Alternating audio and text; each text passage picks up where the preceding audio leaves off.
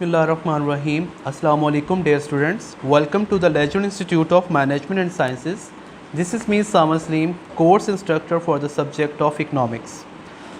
Last time हम लोग market forces की बात कर रहे थे जिसके अंदर हमने डिमांड को डिस्कस किया था। आज हम देखेंगे individual demand versus market demand, यानी आपकी मार्केट के अंदर इंडिविजुअल डिमांड को किस तरह से मार्केट डिमांड के अंदर कन्वर्ट किया जाता है। लास्ट टाइम हम लोगों ने एक टेबल बनाया था जिसके अंदर हमने प्रोडक्ट ली थी मैंगो, और मैंगो की प्राइसेस को चेंज करके हम लोगों ने देखा था कि आपकी इंडिविजुअल डिमांड किस तरह से चेंज होती है according to the law of demand. यहाँ पर मैं रिकॉल कर देता हूँ लॉ ऑफ डिमांड को। If others factors remain constant then the increase in price will decrease the quantity demanded and decrease in price will increase the quantity demanded. यानी कि जैसे जैसे किसी भी चीज़ की प्राइस में इजाफा होता चला जाता है आप उसकी क्वांटिटी डिमांड को कम करते चले जाते हैं, और जैसे उसकी प्रोडक्ट की प्राइस कम होती चली जाती है आप उसकी डिमांड को बढ़ाते चले जाते हैं। आज हम देखेंगे कि किस तरह से इंडिविजुअल डिमांड को हम मार्केट डिमांड कंसीडर करते हैं। यहाँ पर मैंने ली है प्राइस, यहाँ पर क्वांटिटी डिमांडेड ली है ए पर्सन की और क्वांटिटी डिमांडेड ली है बी पर्सन की। आप लोग देखें किसी भी प्रोडक्ट की जब प्राइस 10 है तो जो पर्सन ए है उसके 6 यूनिट्स परचेज़ करता है और जो पर्सन बी है उसके 8 यूनिट परचेज़ करता है। ये इनकी क्या है, इंडिविजुअल डिमांड है। 10 रुपये के ऊपर वो 6 चीज़ें लेता है और बी 8 चीज़ें लेता है। इसी तरह से जब प्राइस क्या हो जाती है, कम हो जाती है, यानी 10 से 8 पे चली जाती है, according to the law of demand person A क्या करता है, अपनी डिमांड को बढ़ाकर 8 कर देता है, और जो पर्सन बी है वो भी अपनी डिमांड को बढ़ाकर 10 पे ले जाता है। क्यों? क्योंकि प्रोडक्ट की प्राइस में क्या हो गई, कमी वाक़ई हो गई। इसी तरह से हम लोग फर्दर देखते हैं, प्रोडक्ट की प्राइस मज़ीद कम हो जाती है यानी 6 पे चली जाती है। पर्सन ए अपनी डिमांड को मज़ीद बढ़ाते हुए 10 यूनिट्स परचेज़ करता है, और जो पर्सन बी है वो अपनी डिमांड को मज़ीद बढ़ाते हुए 12 यूनिट्स परचेज़ करता है। इसी तरह से हम नेक्स्ट अटैम्प्ट की तरफ जाते हैं। यहाँ पर प्राइस में मज़ीद कमी वाक़ई होती है यानी 4 रुपये हो जाती है किसी भी चीज़ की कीमत, तो पर्सन ए उसकी 12 चीज़ें ख़रीदता है यानी 12 यूनिट्स परचेज़ करता है, और जो पर्सन बी है वो उसके 14 यूनिट्स परचेज़ करता है। तो ये तो हो गई इंडिविजुअल डिमांड। क्या ए पर्सन की जो डिमांड है उसका ये पैटर्न रहा, बी पर्सन की डिमांड का ये पैटर्न रहा है। अब हम देखते हैं कि ये जो मार्केट डिमांड है ये किस तरह से हमारे पास आई और मार्केट डिमांड का हमें पता कैसे चला। अब मार्केट की जब हमने डेफिनेशन पढ़ी थी उसके अंदर हमने बात की थी कि market is a place where different buyers and sellers perform different activities. यहाँ पर हम बात करते हैं मैनी बायर्स की। तो आपकी मार्केट में जब बहुत सारे लोगों की डिमांड होती है वो कलेक्टिवली हम लोग लेते हैं तो वो आपकी मार्केट डिमांड बन जाती है। यानी फ़र्ज़ करें कि आपकी ये जो प्रोडक्ट है उसको लेने के लिए आज मार्केट में 2 लोग आए हैं, पर्सन ए और बी। इसकी जब इन दोनों की जब डिमांड को हम लोग क्या करते हैं, सम अप करते हैं, तो वो हमारे पास बन जाती है मार्केट डिमांड। यानी 6 + 8 = 14 यूनिट्स। ये आपकी आज की मार्केट डिमांड है। 10 रुपये के ऊपर उस चीज़ की 14 डिमांड रही आज के दिन।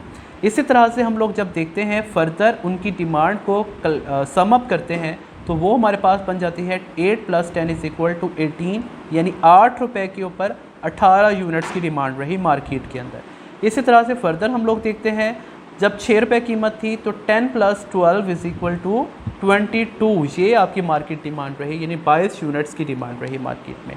उसके बाद हमारे पास जब कीमत 4 है तो फिर हमारे पास जो मार्केट डिमांड बनेगी 12 + 14 = 26 यूनिट्स। तो इस तरह से हम लोग यहाँ पर डिस्क्राइब करते हैं आपकी इंडिविजुअल वर्सेस मार्केट डिमांड को। सिंपल वर्ड्स में हम ये कह सकते हैं कि sum of all individual demands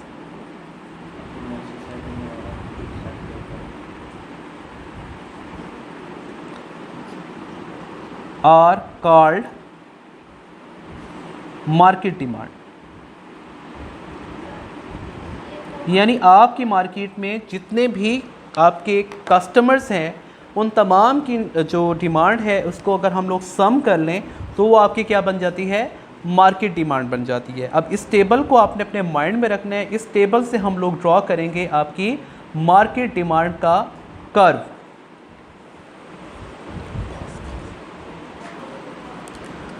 ji students, अभी हम लोगों ने जो टेबल बनाया था उसके अंदर मैंने इंडिविजुअल जो डिमांड्स थी उनको रेज़ कर दिया है और हमने लिया है यहाँ पर मार्केट डिमांड, क्योंकि अब हम लोग मार्केट डिमांड का यहाँ पर डायग्राम ड्रॉ करेंगे। लास्ट लेक्चर के अंदर हमने इंडिविजुअल डिमांड का डायग्राम ड्रॉ किया था। यहाँ पर हम लोग देखते हैं प्राइस का वही टेबल है, मार्केट डिमांड की जो वैल्यूज़ हैं हमने यहाँ पर क्वांटिटी डिमांडेड यहाँ पर ली हुई है और प्राइस यहाँ पर ली हुई है। सबसे पहले हमारे पास 10 रुपये के ऊपर हम देखते हैं कि मार्केट डिमांड कितनी है, ठीक है। तो जब हम यहाँ पर 10 रुपीज़ लेते हैं प्राइस और यहाँ पर लेते हैं हम लोग क्वांटिटी डिमांडेड, तो 14 है क्वांटिटी डिमांडेड, तो वो यहाँ पर कहीं होगी 10 और 15 के दरमियान, और 15 से करीब तक यहाँ पर हम डॉट ड्रॉ कर देंगे। अब फिर हम देखते हैं कि जब कीमत 8 रुपये है, 8 रुपये के ऊपर हमारी क्वांटिटी डिमांडेड, जो मार्केट क्वांटिटी डिमांडेड है वो है 18, तो यहाँ पर 20 के साथ कहीं 8 रुपये के ऊपर यहाँ पर हम डॉट लगाएंगे। जब प्राइस 6 रुपये है तो यहाँ पर हम देखते हैं मार्केट डिमांड 22 यूनिट है, तो 22 के साथ होगी यहाँ पर कहीं।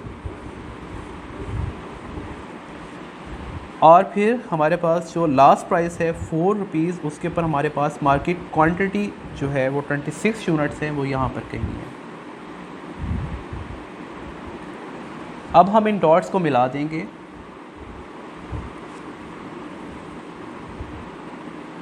इनको मिलाने से ये जो हमारे पास कर्व आया है ये हमारे पास डिमांड कर्व है। और कौन सा डिमांड? मार्केट डिमांड कर्व है।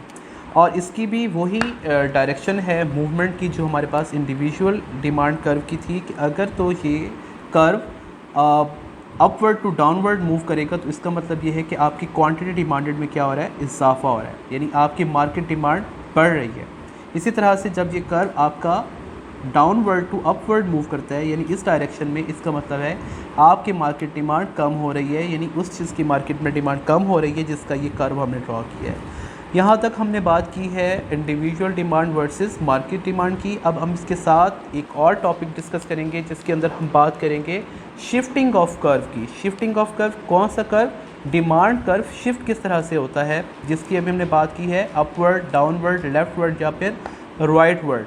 तो जब वो मूव करेगा, चेंज होगा, उसकी कौन कौन सी रीजंस हो सकती हैं, उन रीजंस को हम लोग यहाँ पर डिस्कस करते हैं। तो नेक्स्ट हमारा टॉपिक क्या है? Shifting of demand curve. जी स्टूडेंट्स, हमारा नेक्स्ट टॉपिक है वो है शिफ्टिंग ऑफ डिमांड कर्व, जिसकी अभी हम बात कर रहे थे कि कौन कौन सी ऐसी रीजंस हो सकती हैं जिसकी वजह से आपका डिमांड कर्व शिफ्ट हो सकता है डिफरेंट डायरेक्शंस के अंदर, जिसके अंदर हम बात करते हैं upward, downward, leftward and rightward. सबसे पहली हम यहाँ पर रीज़न जिसको हम डिस्कस कर लेते हैं, दैट इज़ योर इनकम। अगर किसी इंडिविजुअल की, किसी भी पर्सन की या किसी भी कस्टमर की इनकम चेंज हो जाती है तो उससे उसका डिमांड कर्व भी चेंज हो जाता है। किस तरह से, वो मैं आपको बताता हूँ। यहाँ पर हम ड्रॉ कर लेते हैं आपका डिमांड कर्व और हमें ये आइडिया है कि इसको हम किस तरह से ड्रॉ करते हैं। यहाँ पर हम लेते हैं प्राइस, यहाँ पर लेते हैं क्वांटिटी डिमांडेड, और ये हमारे पास क्या है? डी कर्व है। अब हम सिंपल ये देखेंगे कि इनकम की चेंज होने की वजह से आपका ये कर्व अपवर्ड जाएगा या फिर डाउनवर्ड जाएगा। लेट्स सपोज किसी भी पर्सन की इनकम पर मंथ 30,000 रुपीज़ है, 30,000 पे उसकी जो डिमांड कर्व है उसकी यही जो है वो प्रैक्टिस रहती है, यहाँ पर रहता है। अब उसकी इनकम में क्या हो जाता है? इजाफा हो जाता है, इनकम उसकी हो जाती है इंक्रीज़। अब किसी भी पर्सन की जब इनकम इंक्रीज़ होगी तो आपका क्या ख्याल है, वो अपने डिमांड को ज़्यादा करेगा या कम करेगा? ऑफ कोर्स वो अपनी डिमांड को ज़्यादा करेगा, यानी अपनी डिमांड को बढ़ा देगा, क्योंकि पहले वो 30,000 कमा रहा था और 30,000 पे वो इतने यूनिट्स परचेज़ कर रहा था। अब उसकी परचेजिंग पावर बढ़ गई, किस वजह से? इनकम के ज़्यादा हो जाने की वजह से। तो उसका जो डिमांड कर्व है वो शिफ्ट हो जाएगा अपवर्ड, यानी इस कर्व से वो इस कर्व की तरफ मूव कर जाएगा। इसका मतलब ये है कि उसने अपनी डिमांड को क्या कर दिया? बढ़ा दिया। यानी पहले अगर वो 25 यूनिट्स परचेज़ कर रहा था, वो 30 यूनिट्स परचेज़ करेगा। तो 30 यूनिट्स, फॉर एग्जांपल यहाँ पर 25 यूनिट्स है तो 30 यूनिट्स यहाँ पर कहीं होंगे ना, तो आपका डिमांड कर्व क्या हो गया? बढ़ गया, एक्सीड कर गया, उसने अपवर्ड की तरफ मूव कर दिया। तो यानी हम यहाँ पर कह सकते हैं shifting of demand curve income की वजह से क्या हो गया? अपवर्ड हो गया, जब इनकम में इजाफा होता है। अब हम इसकी दूसरी सूरत को भी डिस्कस कर लेते हैं।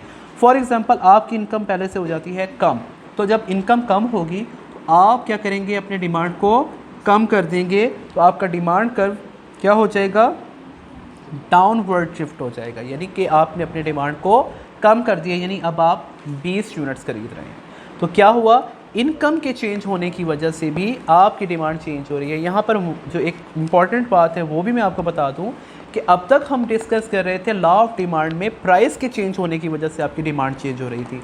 लॉ ऑफ डिमांड के अंदर हम जब उसकी डिफिनीशन की बात करते हैं, उसके अंदर हम बात करते थे if other factors remain constant. तो ये जो अदर फैक्टर्स हैं वही बेसिकली अब हम डिस्कस कर रहे हैं कि अदर फैक्टर्स के चेंज होने से आपकी डिमांड किस तरह से चेंज हो जाती है। तो ये हमने बात की है किसके हवाले से, आपकी इनकम के हवाले से। अब हम बाकी फैक्टर्स को भी देख लेते हैं, वो कौन से फैक्टर्स हैं जो इन्फ्लुएंस करते हैं आपकी डिमांड को। तो यहाँ पर मैं बात कर देता हूँ पॉपुलेशन की। पॉपुलेशन भी इसको आप कह सकते हैं, आप इसको नंबर ऑफ़ कस्टमर्स भी कह सकते हैं। कैसे कि जब आपकी पॉपुलेशन बढ़ती है एरिया की, तब भी आपकी मार्केट डिमांड या आपकी डिमांड जो है वो कम या ज़्यादा हो जाती है। फॉर एग्ज़ाम्पल, आपकी पॉपुलेशन में पहले 25 लोग रहते थे, तो वहाँ पर आपका डिमांड कर्व ये है। अब पॉपुलेशन में क्या हो गया, इजाफा हो गया है, अब आपके नंबर ऑफ़ कस्टमर्स बढ़ गए हैं। तो नंबर ऑफ़ कस्टमर्स के बढ़ जाने की वजह से भी आपका डिमांड कर्व क्या हो जाएगा, शिफ्ट कर जाएगा, यानी मूव कर जाएगा अपवर्ड। यानी अब 30 लोग उस एरिया में रह रहे हैं, उस चीज़ को ख़रीद रहे हैं, ठीक है। तो नंबर ऑफ़ कस्टमर्स के बढ़ जाने की वजह से भी आपका जो डिमांड कर्व है वो शिफ्ट कर जाएगा अपवर्ड, यानी आपकी डिमांड बढ़ गई। इसके साथ ही हम लोग यहाँ पर देखते हैं कि पॉपुलेशन में जब कमी वाक़ई होती है, यानी वहाँ से लोग मूव कर जाते हैं किसी और एरिया में, पहले वहाँ पर 25 लोग रह रहे थे, अब वहाँ पर 20 लोग रह रहे हैं, तो भी आपके डिमांड कर्व शिफ्ट कर जाएगा डाउनवर्ड, यानी आपकी डिमांड कम हो जाएगी, मार्केट डिमांड कम हो जाएगी। तो ये सेकंड फैक्टर हो गया, यानी वो रीज़न हो गई जिसकी वजह से आपका जो डिमांड कर्व है वो शिफ्ट कर जाता है। अब हम अदर फैक्टर्स की बात कर लेते हैं। बाकी कौन से फैक्टर्स हैं यहाँ पर, हम बात करते हैं यहाँ पर टेस्ट की। लोगों का टेस्ट चेंज हो जाता है। टेस्ट से मुराद ये है कि उनकी पसंद बदल जाती है, ठीक है। जो चीज़ वो पहले ले रहे थे, अब उस चीज़ का फैशन नहीं रहा या उस चीज़ का ट्रेंड ख़त्म हो गया है, लोगों का टेस्ट चॉइस चेंज हो गई है, अब वो शिफ्ट कर गए किसी और ब्रांड की तरफ या किसी और क्वालिटी प्रोडक्ट की तरफ, तो भी आपका क्या होगा जी, डिमांड कर्व शिफ्ट हो जाएगा। टेस्ट अगर आपका बिल्डअप हो जाता है, यानी उसी चीज़ का जो है आप ट्रेंड फॉलो कर लेते हैं, उस चीज़ को मज़ीद यूज़ करने लग जाते हैं due to fashion, taste develop हो गया, टेस्ट बढ़ गया, तो भी क्या होगा, आपका डिमांड कर्व अपवर्ड शिफ्ट हो जाएगा, क्योंकि टेस्ट में इजाफा हो गया, लोगों ने उस चीज़ को ख़रीदना शुरू कर दिया। फॉर एग्ज़ाम्पल, हम स्मार्टफोन्स की बात करते हैं कि उसका ट्रेंड बहुत ज़्यादा है आजकल स्मार्टफोन, या हम प्रीमियम ड्रिंकिंग वाटर की बात कर सकते हैं, सतपारा की। तो सतपारा का भी टेस्ट लोगों की माइंड में डेवलप हो जाता है, तो उससे इसका डिमांड कर्व शिफ्ट कर जाएगा, अपवर्ड शिफ्ट कर जाएगा। इसी तरह से हम बात करते हैं इसके मुकाबले में नेस्ले, उसका टेस्ट जो है वो डाउन हो जाता है, क्योंकि मार्केट में सतपारा ने अपना टेस्ट डेवलप कर लिया है, लोगों का माइंड सेट कैप्चर कर लिया है, तो नेस्ले डिमांड कर्व क्या हो जाएगा, कम हो जाएगा, उसका डिमांड कर्व शिफ्ट हो जाएगा डाउनवर्ड। तो यहाँ पर हमें ये पता चला कि किसी भी ब्रांड या किसी भी प्रोडक्ट का टेस्ट डेवलप होने की वजह से भी उसकी जो डिमांड कर्व है वो शिफ्ट हो जाता है। जी नेक्स्ट हमारे पास जो फैक्टर है वो हम बात कर लेते हैं वेदर की। वेदर भी एक अदर फैक्टर है जो आपकी डिमांड को इन्फ्लुएंस करता है rather देन प्राइस। वेदर, किसी भी चीज़ का मौसम आ जाता है, उसकी डिमांड में इजाफा हो जाता है। अभी जैसे हमने ड्रिंकिंग वाटर की बात की है, सर्दियों में पानी बहुत कम पिया जाता है, तो गर्मियों में सतपारा की डिमांड में इजाफा की वजह भी क्या है, वेदर है, मौसम है। गर्मी बहुत ज़्यादा है और आप वैसे भी सतपारा को पीकर ज़्यादा फ्रेश फील करते हैं, तो यहाँ पर क्या है जी, आपका जो demand curve for the premium drinking water again क्या हो जाएगा, इंक्रीज़ हो जाएगा, यानी आपका डिमांड कर्व अपवर्ड शिफ्ट हो जाएगा। किसकी वजह से, वेदर के आ जाने की वजह से, यानी उस चीज़ के मौसम के आ जाने की वजह से। आप कोई भी अदर प्रोडक्ट ले सकते हैं, जैसे गर्मियों में आप सॉफ्ट ड्रिंक्स की बात करते हैं, उनका यूसेज बहुत ज़्यादा बढ़ जाता है। इसी तरह से हम आइसक्रीम की बात करते हैं, वो भी बहुत ज़्यादा खाई जाती है। इसी तरह हम सर्दियों में चाय या कॉफ़ी का इस्तेमाल ज़्यादा कर देते हैं। तो ड्यू टू वेदर जो है किसी भी चीज़ की डिमांड में इजाफा हो जाना और उसके डिमांड का शिफ्ट हो जाना, अदर देन प्राइस, यानी प्राइस चेंज नहीं हुई लेकिन उस चीज़ का वेदर आ जाने की वजह से उसकी कंजम्पशन में इजाफा हो गया, that is called shifting of demand curve due to weather. इसी तरह से उस चीज़ का मौसम ख़त्म हो जाता है। जैसे हम बात करते हैं सर्दियों का मौसम ख़त्म हो गया, अब गर्म कपड़े कोई नहीं खरीद रहा, ना ही कोई स्वेटर्स खरीदे जा रहे हैं, ना ही जैकेट्स खरीदे जा रहे हैं, ना ही शॉल्स खरीदी जा रही हैं, तो उस चीज़ के डिमांड कर्व क्या हुआ, शिफ्ट हो गया downward, that is called impact due to weather. यानी प्राइस के चेंज होने की वजह से डिमांड चेंज नहीं हो रही, जबकि वेदर के ख़त्म हो जाने की वजह से आपका वो जो डिमांड कर्व है वो शिफ्ट हो गया है डाउनवर्ड। अब हम उसके बाद देखते हैं कि और कौन सी रीज़न हो सकती है, और हम बात करते हैं यहाँ पर फैशन की, कि हम लोग किसी भी प्रोडक्ट की डिमांड फैशन की वजह से भी कर रहे होते हैं, कि किसी भी चीज़ का ट्रेंड होता है, वो चीज़ हमें ज़रूरत नहीं होती, लेकिन सिर्फ़ और सिर्फ स्टेटस कॉन्शियस होने की वजह से या सोसाइटी में अपने जो हमारी एक तरह से कह रहे हैं स्टेटस है उसको शो करने के लिए हम कोई भी चीज़ ले रहे होते हैं, फैशन कॉन्शियस होते हैं हम लोग समटाइम। तो क्या है, किसी भी चीज़ का फ़ैशन है, कोई भी आप चीज़ ले सकते हैं, कोई भी प्रोडक्ट ले सकते हैं जिसका आजकल फ़ैशन है, उसकी जब हम लोग डिमांड को बढ़ाते हैं ड्यू टू फैशन, तो आपका उस चीज़ का डिमांड कर्व जब अपवर्ड हो जाएगा शिफ्ट, तो क्या है जी, फैशन के इजाफे की वजह से वो चीज़ आप ख़रीद रहे हैं या उस चीज़ का इस्तेमाल आप लोग बढ़ा रहे हैं, उसका डिमांड कर्व अपवर्ड शिफ्ट होगा। इसी तरह से उस चीज़ का फ़ैशन क्या हो जाता है, कम हो जाता है, तो उसका डिमांड कर्व डाउनवर्ड शिफ्ट हो जाता है, तो उसकी वजह भी क्या है जी, फैशन में कमी है। तो ये थी वो रीज़न्स, मेन रीज़न्स। इसके अलावा भी बहुत सारी रीज़न्स हो सकती हैं जिसकी वजह से आप क्या करते हैं जी, अपनी डिमांड कर्व को शिफ्ट करते हैं या तो अपवर्ड या फिर डाउनवर्ड। तो इन रीज़न्स का हमें पता चला कि ज़रूरी नहीं है कि आपकी डिमांड सिर्फ़ और सिर्फ प्राइस की वजह से चेंज हो, बल्कि अदर फैक्टर्स भी आपकी डिमांड को इन्फ्लुएंस करते हैं मार्केट में। इन फैक्टर्स की वजह से भी आपकी डिमांड कम या ज़्यादा होती रहती है। जी स्टूडेंट्स, अब हम बात करेंगे चेंजेस इन डिमांड। आपकी डिमांड में चेंज किन किन रीज़न्स की वजह से आता है। सबसे पहले जो हमारे पास रीज़न है वो है प्राइस। किसी भी चीज़ की अपनी कीमत की वजह से उसकी डिमांड जब चेंज होती है उसको हम क्या कहते हैं, rise and fall.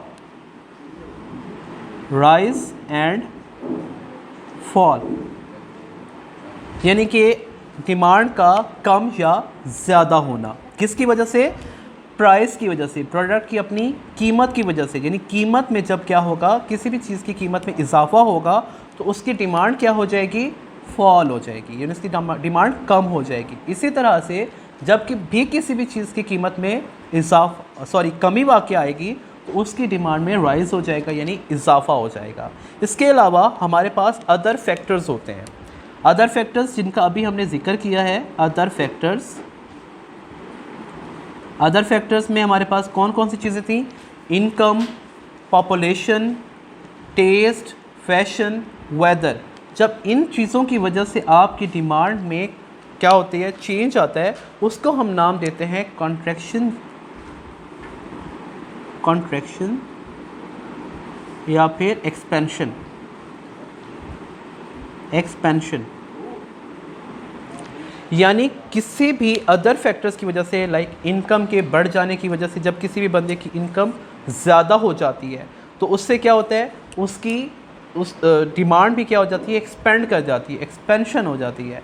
Other factors की वजह से जब आपकी डिमांड चेंज होगी तो उसको हम कंट्रैक्शन या एक्सपेंशन का नाम देते हैं, यानी तलब का फैलाव या फिर सुकड़ाव। यानी इन फैक्टर्स में से जो भी फैक्टर आपकी डिमांड को इन्फ्लुएंस करता हुए आपकी डिमांड में इजाफा कर देता है उसको हम क्या नाम देते हैं, एक्सपेंशन का, यानी तलब में फैलाव का। इसी तरह से इन फैक्टर्स में से किसी भी फैक्टर की वजह से जब आपकी तलब कम होती है, हम फैशन की बात करते हैं, वेदर की बात करते हैं, तो कंट्रैक्शन यानी सुकड़ाव आ जाते हैं, आपकी तलब सुकड़ जाती है, कम हो जाती है। तो हमने देखा चेंजेस इन डिमांड में, यानी आपकी डिमांड दो ही चीज़ों की वजह से चेंज होती है, या तो प्रोडक्ट की अपनी प्राइस की वजह से या फिर अदर जो इन्फ्लुएंसिंग फैक्टर्स होते हैं उनकी वजह से भी आपकी डिमांड चेंज हो जाती है। तो जब भी बात होती है या जब भी बात की जाए कि राइज एंड फॉल का क्या मतलब है, उसका मतलब यह है कि प्राइस में चेंज की वजह से आपकी डिमांड चेंज हुई है, और जहाँ पर वर्ड यूज़ हो कॉन्ट्रैक्शन एंड एक्सपेंशन का, उसका मतलब ये है कि अदर फैक्टर्स की वजह से आपकी डिमांड चेंज हुई है। ठीक है, तो उसके अलावा इसके अलावा आपकी डिमांड को चेंज करने वाले अदर कोई फैक्टर्स नहीं होते। तो मार्केट में या इंडिविजुअल डिमांड की बात हो या मार्केट डिमांड की बात हो, तो हमारे पास जो मेन रीजंस हैं वो यही है, प्राइस है और अदर फैक्टर्स है। इनके अलावा कोई और फैक्टर नहीं है, कोई और रीज़न नहीं होती आपकी डिमांड की चेंज होने की। तो यहाँ पर आपके डिमांड का टॉपिक कंप्लीट हो जाता है। इंशाल्लाह नेक्स्ट लेक्चर के अंदर हम लोग मार्केट फोर्स, जो कि हमारे पास सप्लाई मार्केट फोर्स है, उसको स्टार्ट करेंगे, उसके डिफरेंट एस्पेक्ट्स को डिस्कस करेंगे। तब तक के लिए अल्लाह हाफिज़।